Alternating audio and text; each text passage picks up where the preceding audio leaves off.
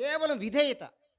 కేవలము దేవుని మాట విన్న కారణంగానే వీరి జీవితాల్లో ఒక విజయాన్ని చూడగలిగారు. కదండీ! దేవుని యొక్క విజయం ఎక్కడుంటదంటే, వినుట వల్ల విశ్వాసము కలుగును. వినుట క్రీస్తుని గురించి మాట వల్ల కలుగును. అప్పుడు మనకు విజయం వస్తుంది. దేవుని మాట ఎప్పుడైతే విన్నారో, వాస్తవానికి దేవుడు ఆ రోజు గనక వారిని ఎవరైతే భయపడుతున్నారో మీరు వెళ్ళిపోండి అనుకుంటే ఎంతమంది వచ్చేవాళ్ళు? 32,000 మంది వచ్చేవాళ్ళు. అప్పుడేమంటారు? "ఆహా! మేము 32,000 మంది ఉన్నాం మేము జయించామయ్యా" అనేవాళ్ళు. కదండీ! వాళ్ళని పక్కకి ఏరేసిన తర్వాత కదండీ! 22,000 మంది ఏరేసిన తర్వాత 10,000 మంది మిగిలితే ఆ 10,000 మంది అన్నారు, "అబ్బే! లేదండి ఆళ్ళంత చచ్చులు పుచ్చులే గాని మేము గట్టోళ్ళమే" అనేవోళ్ళు. అక్కడ తీసుకొచ్చిన తర్వాత మరలా 9,700 మంది అక్కడ తీసేసాడు. కేవలం 300 మంది. ఇది సాధ్యమా? చెప్పుకోవడానికి సాధ్యం కాదు. ప్రాక్టికల్‌గా దిగినా కూడా అసాధ్యమే అది. అసాధ్యమే. అసలు సాధ్యమయ్యే పరిస్థితి కూడా కాదు.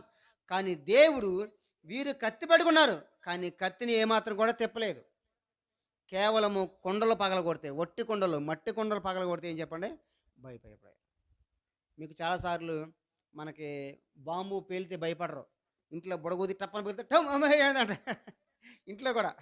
మన ఇంట్లో మనం చేస్తూ ఉంటాం. ఈ సూపర్ సెన్స్‌లో వచ్చినప్పుడు మనం ఏం చేస్తాం? గట్టిగా ఫుల్‌గా ఊది అటు తిరిగినప్పుడు టప్పన పగలగొడతాం. కదండీ! దీపాలు అయిపోయి అప్పటికే 3 నెలలు అవుద్ది. అయినా భయపడతాం. కానీ అలాగా ఇప్పుడు దేవుడు వారికి భయాన్ని కలిగించాడు.